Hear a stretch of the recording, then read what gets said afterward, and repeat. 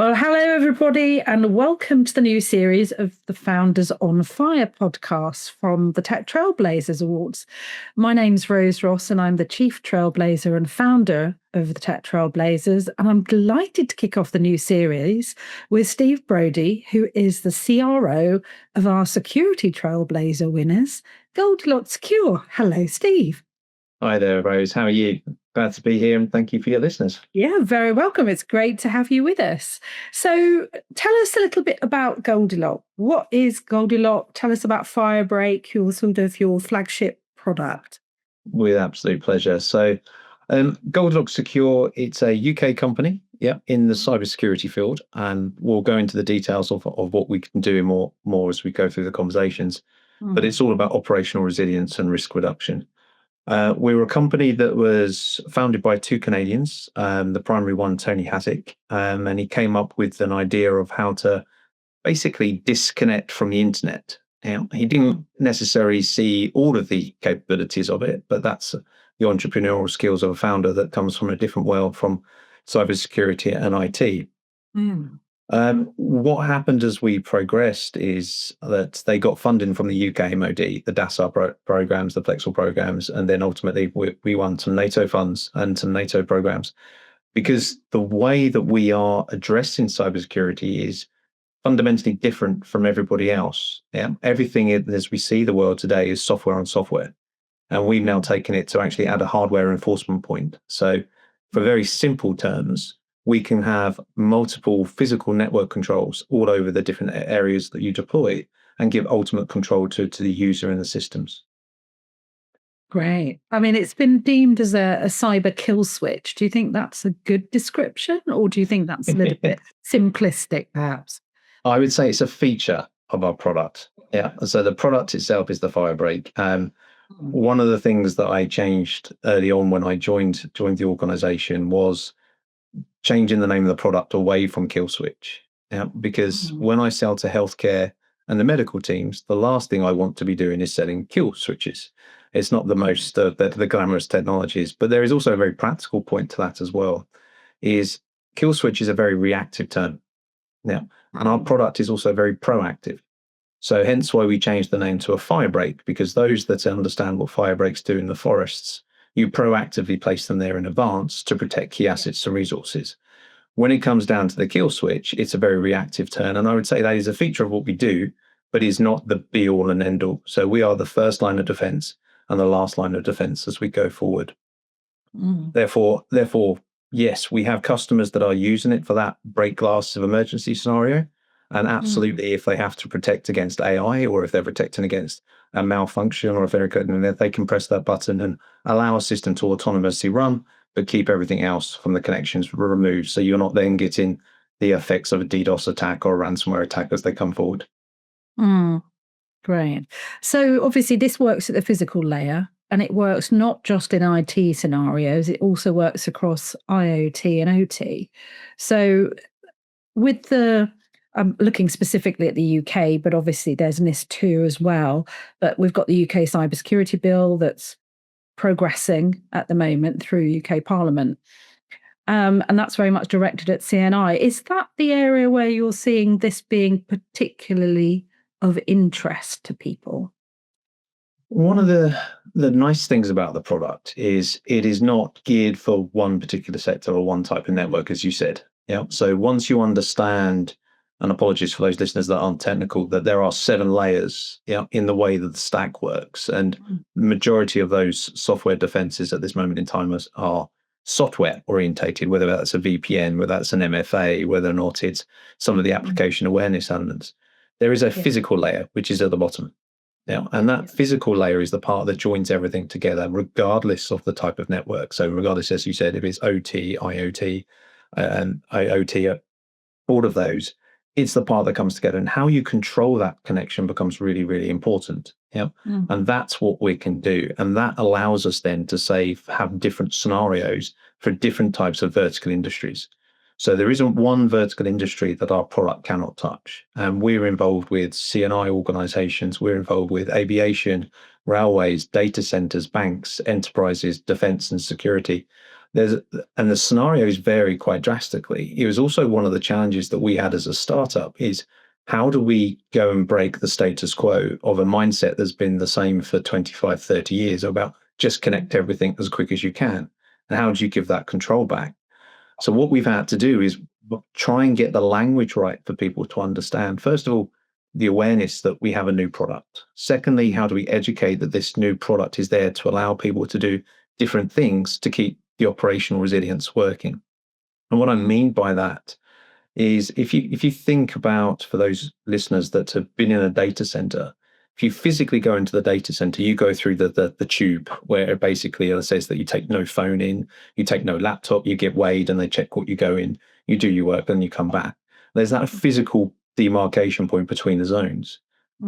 We can do that with data entering the data center. So you can actually pass it from one area to another through a zone that you can check to ensure that nothing that's not supposed to be in there either gets in or gets out. That's just one typical type of use case that we're seeing. We then go into the places like the C&I industry, where you need to make sure that people have clean, pure water to drink, to live. And you have to then access those systems occasionally to make sure that, first of all, is it at the right level? Is the reservoir at the right thing? Is the chemical mix the same? Is it still clear?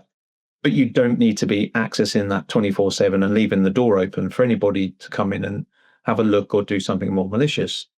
So what we're doing is we're working with a range of different partners, because we're channel only, to go and actually see how the service and the outcome of a company is important by using an extra layer of security to bolster what they already have. You mentioned NIST2, for example.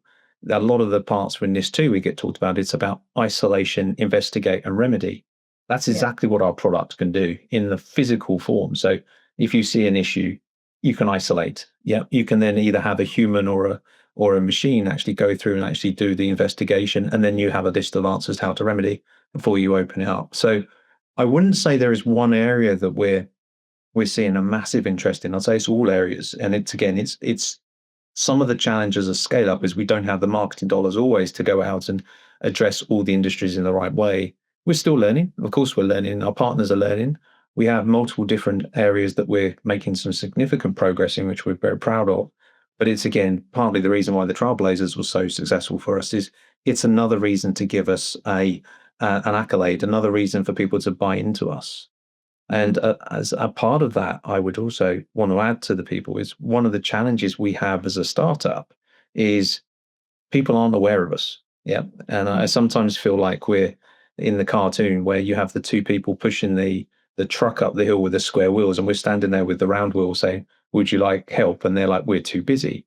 Because once people understand what we can do, the level of benefits they can get is immense. And we can then continue to drive into all those different commercial enterprises that need the defenses, want to be operationally secure, allow the boards to make the true decisions, and continue to go after the different type of customers that we want to go and protect. No, exactly. And we're delighted that you did enter, and we're delighted that you won. So hopefully we'll see you back this year as well. Indeed. So you've talked about the product, and you did mention, you touched upon the channel first model that you guys have, and you've had that for a while now. So how is that developing? Because you've got this global footprint, but you aren't sort of Series A yet. And maybe we can talk about that in a little bit. But how are you finding working with international partners, and where are you seeing a lot of interest? Are there any particular regions where this is resonating in particular? Well, the one good thing is I've got an incredibly powerful team that I've managed to assemble here, and we are not your typical startup or scale up employees. A lot of us have also done the large tier one corporate organizations and led large businesses and helped also startups as we've gone through. So a few of the people have already run and been a part of channel organizations, so they understand what are some of the pitfalls to look out for, some of the benefits that we can get, and obviously as relationships. And we have built on that quite aggressively. And we have very good partners such as Accutech over in the US. We have MTech over in Asia. We have Kite in the UK. And we have others that just at the distribution layer. So we're using the multiple tiers. And without them, we wouldn't be getting the successes we have. Again, twofolds for this. One, the product itself, in isolation, we add only so much value. In a solution stack, we add 10 times more value. And again, we can talk about that, and the distributions and the reseller partners have that.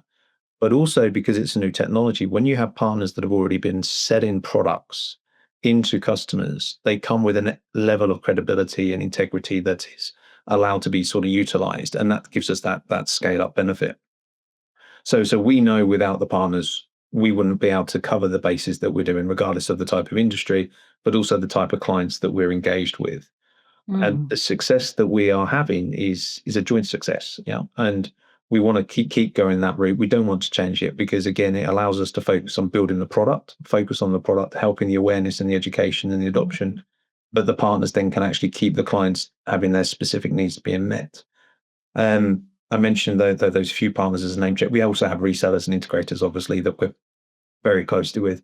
One of the challenges that we often face with the type of product that we have is that because, in effect, our product can hide a lot of infrastructure from the outside world, the last thing people want to do is then raise their hand and be a reference and say, oh, yes, we use this product, because it adds another dimension of an attack for them. So that is a challenge that we're trying to overcome. We're trying to work with the customers that are wanting to promote that they're actually trying to use the best technology in the market for operational resilience. We're trying to use those want to do the effect on cybersecurity in a different way. Some are very, very open, and we're going through those, I would say, periods of time where they're actually using it long enough to be able to then say, yes, now we'll be a reference. So again, as we go through that journey, there's some that will become a reference, but we have to just be patient, and not everyone is patient in the current world. No, and it's always, in security in particular, I mean, getting reference studies out of people, case studies out of people, is increasingly difficult because people have, not as much time. There's reluctance to, add an extra thing in. And then obviously you've got to go through your comms team as well, who may not see the benefits of, sharing your extra layers of security with the world. So I can totally empathize with that side of things. Now you've talked about partnerships on a technology, well, you've talked on the channel side, but also you've mentioned technology partnerships. And we were talking earlier, and you were saying that there's some exciting news coming about that. But maybe you'd like to just give us a little bit of an overview of your technology partnership ecosystem as it stands at the moment. Yes, so just following on from the channel side, we offer two tiers, as I was alluding to, is with the distributors, the resellers, and the integrators. And because of that solution stack that I mentioned, we're also working with multiple partners at different layers in the stack.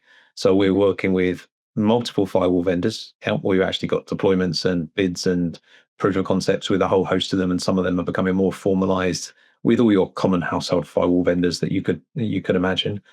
But not only that, we also realized, and this links again to what you was talking about, the compliancy with the NIST, to those that actually run the SOCs, the SIEMs, the partners. So we have got our official partnership with Splunk now in place. We are just about to sort of go and do a drive to get people to be made aware of that more accurately. And the reason for that is, of course, people have invested, certainly the large enterprises and organizations have invested potentially millions of dollars or pounds into their sort of security. And they don't want to just rip it out for a new bit of technology. So where we integrate with them is about the control point. So we can slot in to be an additional layer, not a replacement layer at any point. And then Splunk can actually go and do the observability, the intelligence, and then the organization can choose its risk thresholds of where they want to protect, and actually come back and say, right, this is the point now we isolate, or this is the point we open. So if you think about the segmentation, it's not always a reactive, as I mentioned earlier, it's a proactive start. And now we just have a way to manage that at scale into an operational process that has already been put there forward.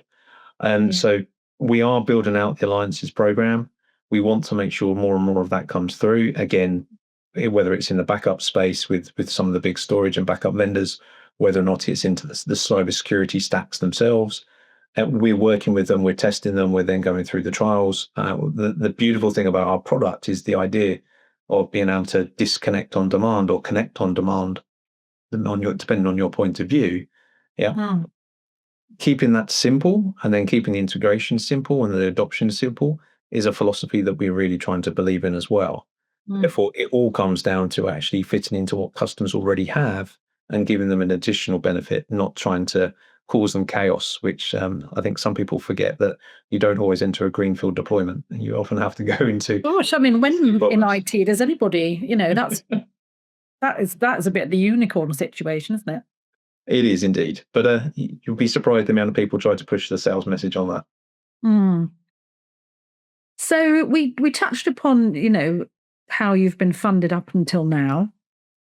Are there plans afoot for maybe something of a VC-shaped conversation in the future? Yes, there certainly will be. I mean, the more deals that we get through, the stronger our position is. Obviously, that makes sense to anybody that would look into the investment world. But it's also the rate of growth that we're after. I mean, we have a fantastic, and I'm very proud of the pipeline that we've been building and the progress that we've been making there. And in order to accelerate further, you need to have more fuel at your disposal.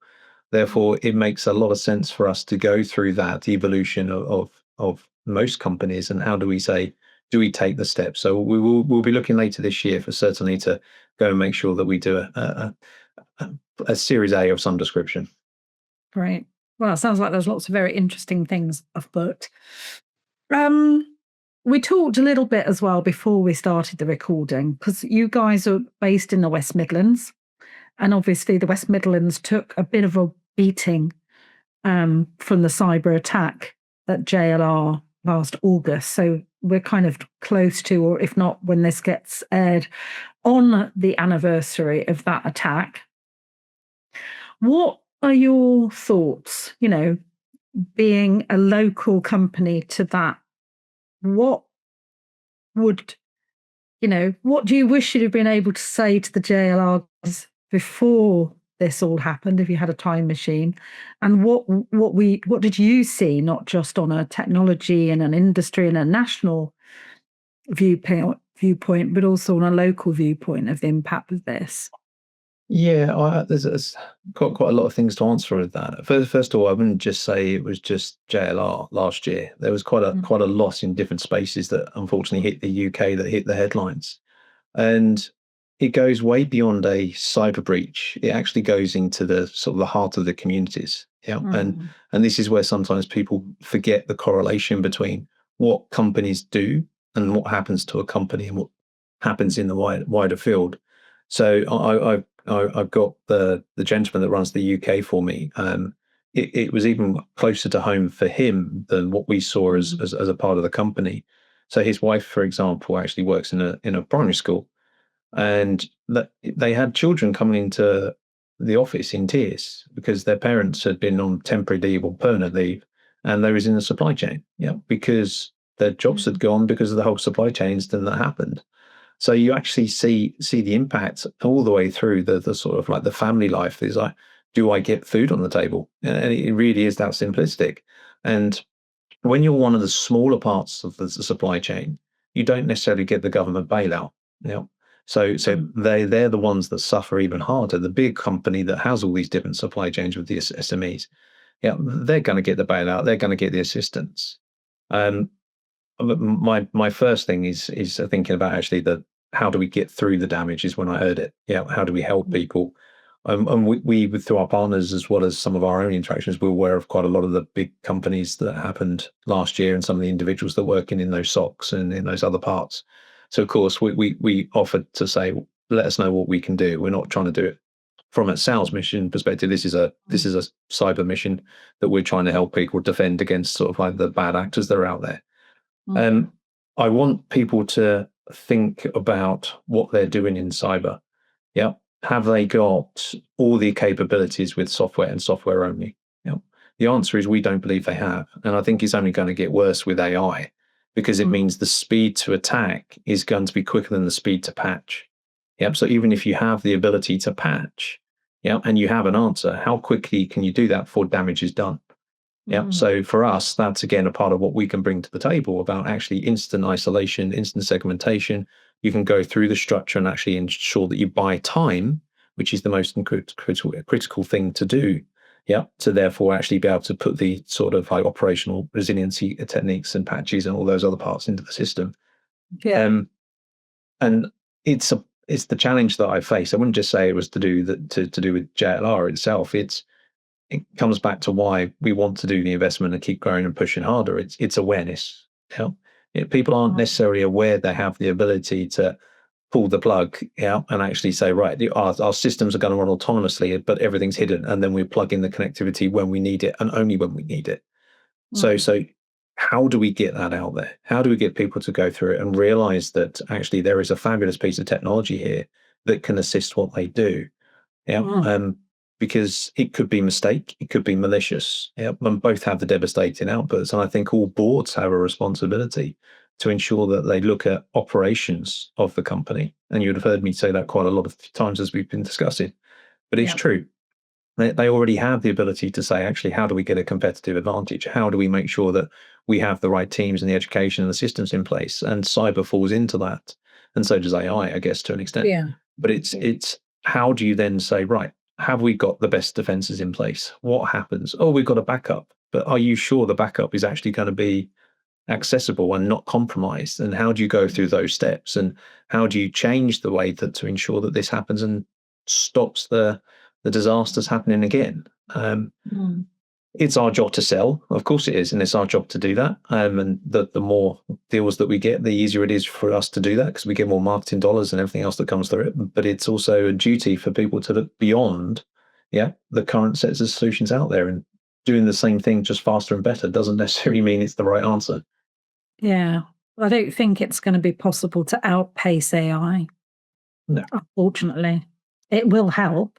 We can use it for securing, but I don't think. And we're just in the first huge Patch Tuesday, which was like 3 times what you'd normally be expecting to see on a Patch Tuesday, for over 400 vulnerabilities. It's like, it's as I said, it's an arms race. That's what it is. Defense against attack, and it's always been that way to an extent. But now you have software that is learning and adapting quicker. The challenge is, even though you use that for defense, excuse me, it's still software.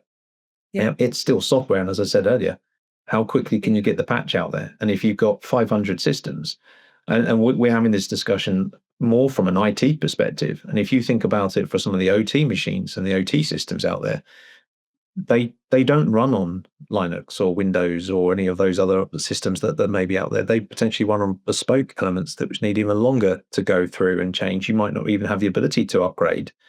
And some of those systems take years to replace. So you have to think about that barrier in a different way, and it can't just be AI is the answer. What's the question? Yeah, very true, very true. So we've covered a lot of ground here. We've talked about the JLR attack. We've talked about potential funding this year, a new partnership with Splunk, all of the other stuff that you've been involved with, and of course, we're hoping to keep flying the flag for Goldilock Secure as one of our winners. Is there anything else that you'd like to mention that's pertinent, perhaps, for our listeners and our viewers? A very good question. I didn't expect something so open-ended as that. I would say for people to have an open mind, when it comes to defense. Don't keep doing the same thing you've always done, even if it's just a little bit faster. Sorry. I would actually say from where we started looking at defense and security and CNI, the level of due diligence they did on our product, was immense. As you might imagine, the level of testing that's gone through. Some of it's in the public domain. Some of it has got won other awards as well as yours, and we published as many of those as we can. It's about how do people adopt new technology, and don't just look at your current peers and go, "Oh, they don't do it yet, so we'll wait." You don't get time to wait anymore. And that's why I mentioned it about the board, because they have to look for answers. They don't want to be the one that has 50 million loss per week or whatever the numbers were with JLR. Yeah. You're the ones that need to ensure that you are doing the best to ensure that things are protected, you can recover, you can go through those scenarios. So keep an open mind, and actually remember what you're there for is not to have a cyber solution. It's not there to have a security solution, unless you're a cyber or security company, but you're there to deliver what you're trying to do, whether that's deliver food or deliver sort of water or healthcare, whatever it happens to be. You have to make sure that you've got the system and the infrastructure in place to support that. And we're here to help. Yeah, absolutely. Oh, there we are. We're at the end of our time, unfortunately, but I'd just like to say a big thank you to Steve Brodie, who's the CRO at Goldilock Secure, who are our Security Trailblazers winners 2025. And hopefully their hat's in the ring for 2026 as well. So watch this space. And yeah, we will ensure that you guys keep us up to date on our new news flash, which we put out each Friday, where we gather up all the latest news from our alumni, so you know what they're up to, perhaps even decades after they have been winners. So thank you, Steve. Thank you for the listeners. It's appreciated, and as I said, happy to be on here, happy to be a winner, and happy to help those that want to listen and learn more. Fantastic. So thanks everyone for listening, and you can find us at the techtrailblazers.com and on LinkedIn at Tech Trailblazers too. Thank you.